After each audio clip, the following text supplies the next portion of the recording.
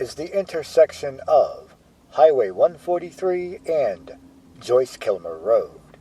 It is essentially the start of what is likely the most scenic road in all of Graham County, North Carolina, the Cherohala Skyway. On this episode of Let's Explore This, you are going to learn about the history of this very road. That will be the first part. The second part is going to cover a site many, many miles down the Skyway known as McGuires, also referred to as Hooper's Bald. Before we begin our tour of the Skyway, I must point something out. This here is Big Santitla Road, though we will only be traveling a very short bit of it on this episode. It is a 12-mile remote mountain gravel road. It parallels the Skyway to the north.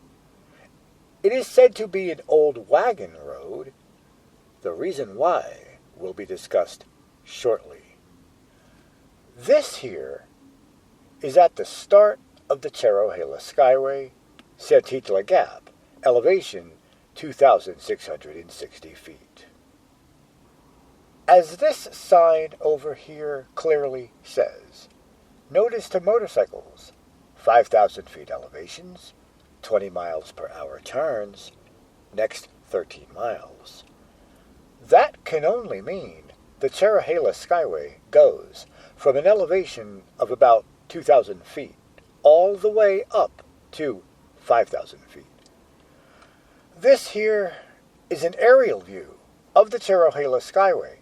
As you can see, it is a road that is about as remote and wild as it gets in the southeast.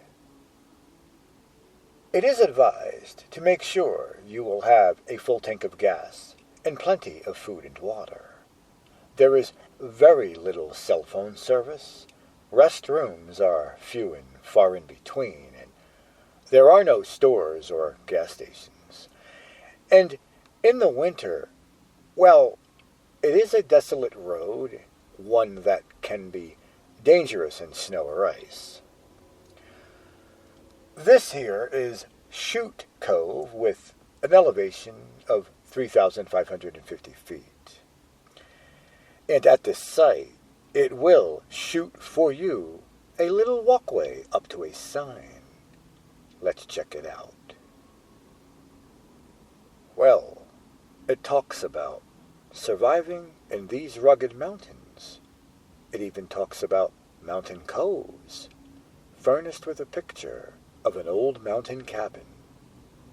And I will let you read this at your own pace. And this section here, you can read it too at your own pace. You know how to pause. I can't. I have to move on. The Skyway, it connects Robbinsville with Tellico Plains, with Tellico Plains being well into Tennessee. Here, the circle drawn shows the North Carolina and Tennessee border, and on this episode, we will be on the North Carolina portion of the road. We will not be venturing into Tennessee. So, there's the Skyway, and then there's this road.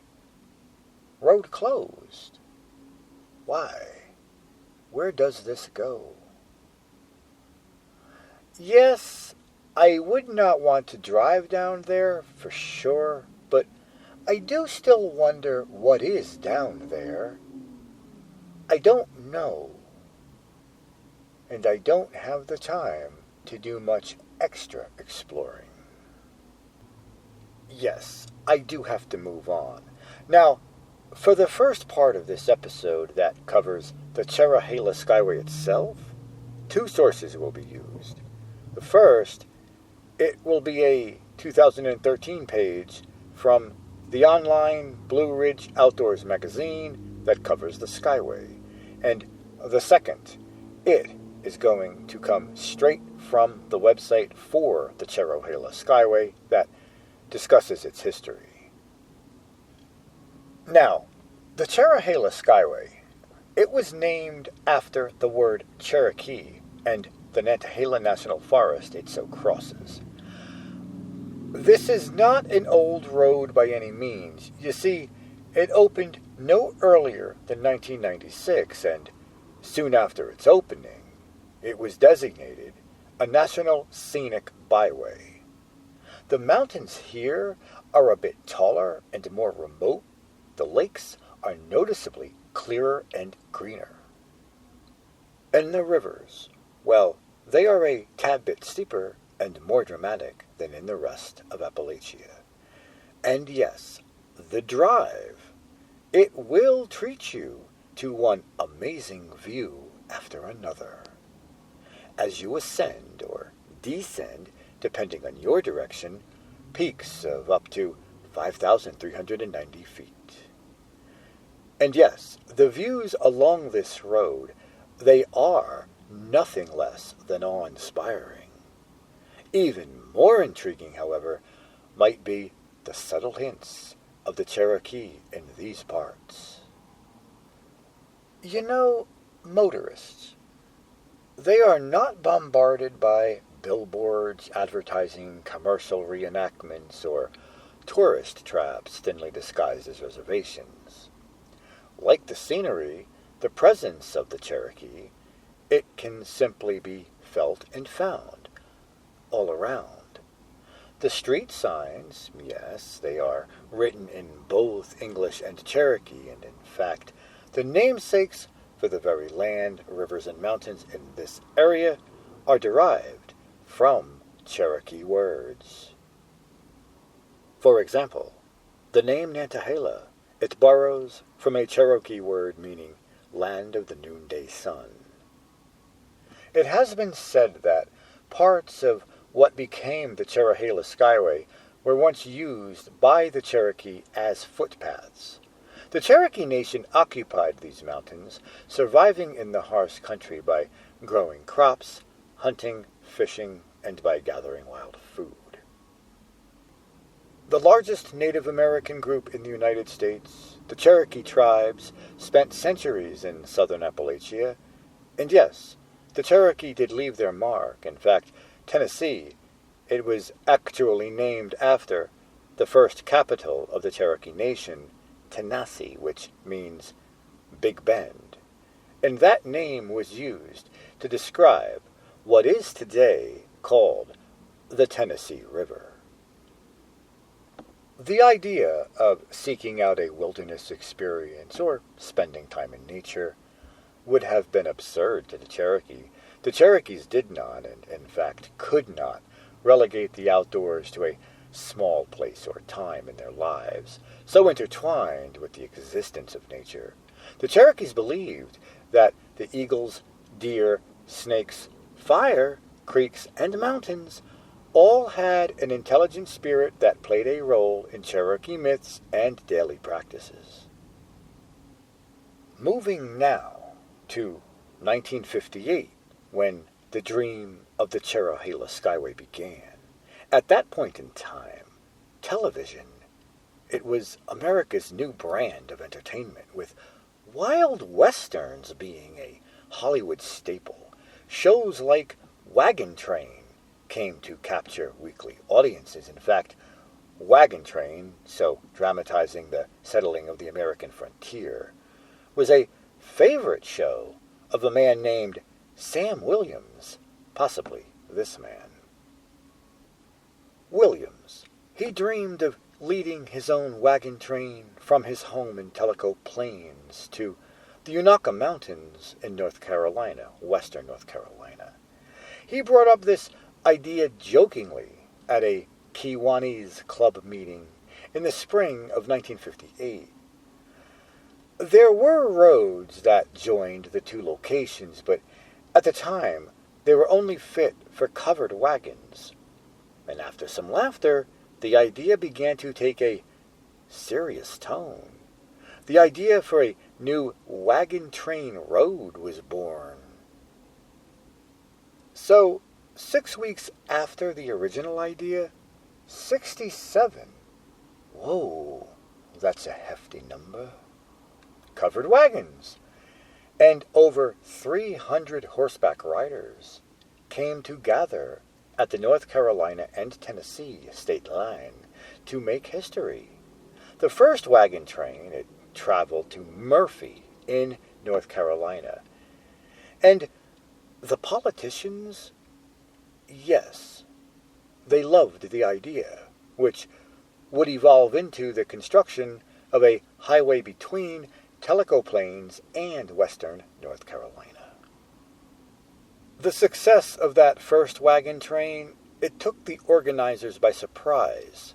Promotion of the highway was important, yes, but the experience of an authentic wagon train, that was the reason it became an annual event. Efforts to ensure the construction of a highway from Tellico Plains to western North Carolina took a turn in late 1962, because, well, the original route from Tellico Plains to Murphy, it was not feasible. It was, however, discovered that a highway could be built between Tellico Plains and Robbinsville, entirely on federal land. It turns out, for some reason, Robbinsville was the only western North Carolina town to which such a route was possible. And so, late in 1962, Congress made the first allocation for the new highway. After $100 million in 34 years, the Cherohala Skyway was officially opened in October of 1996. At that time, the United States Forest Service estimated that 5 million cars a year would use the new road. Well, that figure, which calculates to 10 cars a minute per year round, that was extremely unrealistic. The actual figure today, it is more like an average of 50 cars and 100 motorcycles per day. The Skyway sure is beautiful, but it is a desolate road during most of the winter months. Like, well, right now, as I am shooting this footage, yes, it is in December, and the last I looked, that is winter. Still, I have gone a number of miles on the Skyway, and I have yet to see many street signs. The very few that I did see did not appear to be written in both Cherokee and English. Yeah, a couple of the instructional signs did seem to, like the one you saw much earlier, but street signs, yeah, not so much. So, there you have it, the history of how the Cherohala Skyway came to be, and it is via this road that the next site to be discussed can be reached. Here we are, at the intersection of the Skyway and Squally Road. This, folks, pinpoints the location of McGuires. McGuires. Call it a community, call it a site, call it what you will. It is situated in an area often referred to as Hooper's Bald. Here on the Skyway, not too far before the site of McGuires or Hooper's Bald, is this, which is the Spirit Ridge Trailhead. Yes, there are lots of trails here to be found along the Skyway. This here is a section of an online slideshow hosted on slideshare.net that talks about the history of the Snowbird Mountain Lodge. However, it does hold a fairly detailed historical sketch of the Hooper's Bald area. Most of the information for this second part of this episode, it is going to come from this presentation. A number of historic photos will also be included. In those photos, well, They can largely be found via a history of Hooper's Bald on GrahamCounty.net, Graham County's very own website. Now, if you ever wanted to know why in southern Appalachia there exists an area on the top of some mountains called balds, well, there is a sign right here that will tell you all about balds. And once again, you know how to pause. Therefore, you can read this at your own pace because you know how it is. My time, it is limited. So yes, I must move on. Now, as this map here shows, McGuires, it does show up as something, as a kind of town site on many maps. However, do not look for much here. There is no store, no restaurant, no gas station, nothing like that. At one time, though, this hunting lodge stood in the area. However, as this photo clearly shows, it began to deteriorate over the years. By the 1950s, this is what became of it. We do have about half a mile of a hike, which is about a mile round trip, to the area of Hooper Bald. It appears not to be exactly on, but just very close to Squally Road. However, there is something not on but near Squally Road that I am kind of wondering what it is and why it's back here. So, let's check it out. You see, there are buildings way up there on that dirt road. I think those do kind of need to be checked out and explored, don't you? Well, I am now here. It looks like it is some kind of picnic area. At first I thought maybe some kind of rest area that might be closed for the winter season. It's possible, but if these are restrooms, there is no restroom or gender sign on any of them. Even so, why would there be three? This one looks like it has one large room. This one looks like it has two rooms. I suppose one could be men's and the other women's. But that one there? It only has one room and looks bigger than the first. It's even got a double door. I mean, it might be a family-oriented kind of room, but that's kind of not something usually seen on restroom buildings, a double door. And that one, it has a single door. So, yeah, I am not sure what these are here for. There's like a solar panel on top. Maybe that's the electricity source. But now, one map source says this is the sunset overlook, yet another map source points that overlook a mile or two farther up the Skyway. So, there is also this, a large open picnic pavilion. Maybe this is used for large groups. The gate is closed, so maybe it's by reservations? Not sure. And over here, as you can see, there is an awesome view, that is for sure. Yeah, it does kind of look like it would be a nice view as the sun begins to set. But I don't have the time to hang around and wait for that. I do need to move on. So, in the very early 1900s, the Great Smoky Mountain Land and Timber Company sold an expansive tract of mountain land to the Whiting Manufacturing Company.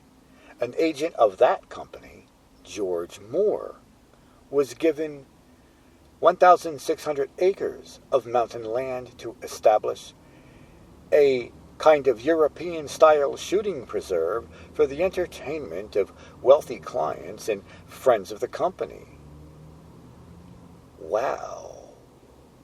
Why am I getting General Zaroff vibes here? Well, more. He selected as his location a remote section of the mountains here known as Hooper Bald. Hooper Bald is 5,429 feet high. Well, that's what the document says. And this is what the sign says. I wonder why that is. Not sure. But until the completion of the Cherohala Skyway in 1996, the only way to get to the Bald was on a rutted road, maybe something like this one, suitable only for four-wheel drive vehicles. 3 years were spent in preparation before operation of the hunting preserve could begin. Oh yes, it was no small task to even build a road to Hooper's Bald. After all, the original road, it was very steep and could only be used by ox wagons. Now, folks, this here is Big Santitla Road, which was probably not it, because, it lies far too north to be it. I just chose it, thinking maybe the original road may not even exist anymore. I don't know, maybe Squally Road was it. This here is a photo of the preserve's old clubhouse. It was constructed of chestnut logs. It was 90 feet long and 40 feet wide, and it held all the modern conveniences of the time. It contained 10 bedrooms, 2 baths, a kitchen, and a dining room. The lobby, it was 45 by 20 feet, and there was another house that was built, a caretaker's cabin. Oh, and a sheep pen also stood. Telephone lines were eventually strung across the mountain, linking the area to Marble in Cherokee County. Huge enclosures, appropriate for various animals, were constructed, including a 600-acre boar enclosure and a pen for buffalo over a mile in circumference. It is said that 25 tons of double-strand barbed wire was hauled in by wagon to fence the various game lots. The wild boar lot, it was built of huge chestnut rails of about 9 rails high, and at last, in 1912, the selected game animals began to arrive. They were shipped in wooden crates by railroad to Murphy and Andrews. A retired cavalry official from Andrews was hired to serve as master of the wagon train that transported the animals up to the Bald. That moving process, it was a large one and took from early spring until the end of that summer. But finally, all of the animals were assembled on the Bald. There were 8 buffalo, 14 young wild boar, 14 elk, 6 Colorado mule deer, 34 bears, including 6 huge Russian brown bear, 200 wild turkey, and 10,000 eggs of the English ring-necked pheasant. Moore purchased additional turkeys and scattered them about the mountain in an effort to get them started. Strangely enough, though, not long after the opening of the hunting lodge, Moore, he became disenchanted with the project. In fact, the camp, it proved too remote for English gentlemen, because, the journey to get to this area, it was simply too long and too difficult.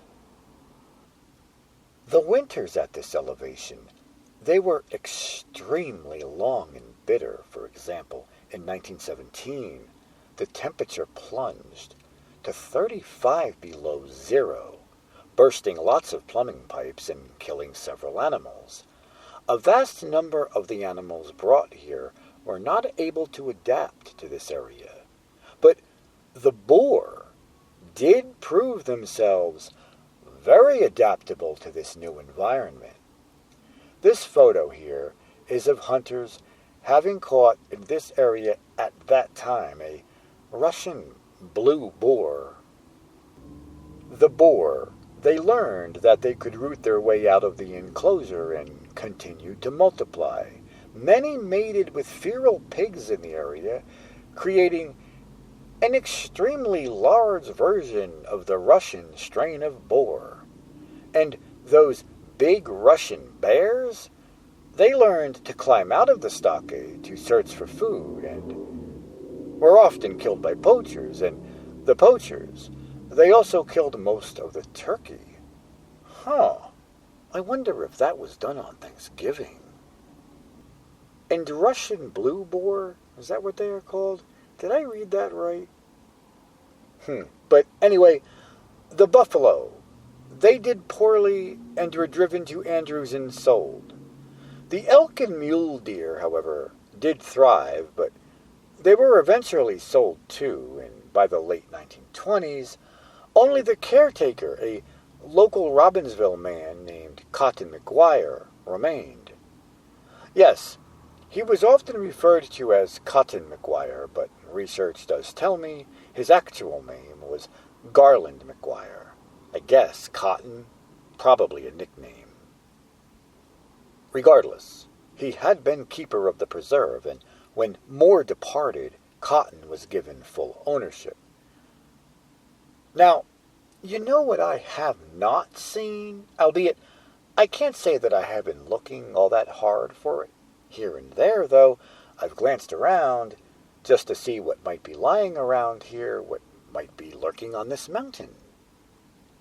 And I have not seen any remnants of the old hunting lodge or any of the fencing, the chestnut rails, the stuff used in the construction of the pens used to confine the animals to the preserve. I have not seen anything like that strewn around here. I wonder, though, say, if I were to, dig up the grass, would I find anything buried here? Would I find those old fence posts? Some fence wiring, maybe? I don't know, but the lodge, it was said to have sat below the bald. It might not be in this exact area. I suspect, though, the corrals were, yet I see nothing. Although the old lodge burned in 1939, Cotton and his family continued to live on the bald for over 30 years, hence how the site came to be referred to as McGuires. 'Cause no one else has lived so high for so long, season after season, in the southern Appalachians. Cotton, he died in 1957, and that, folks, does conclude the story of McGuires. Now, you know the drill. We all must move on.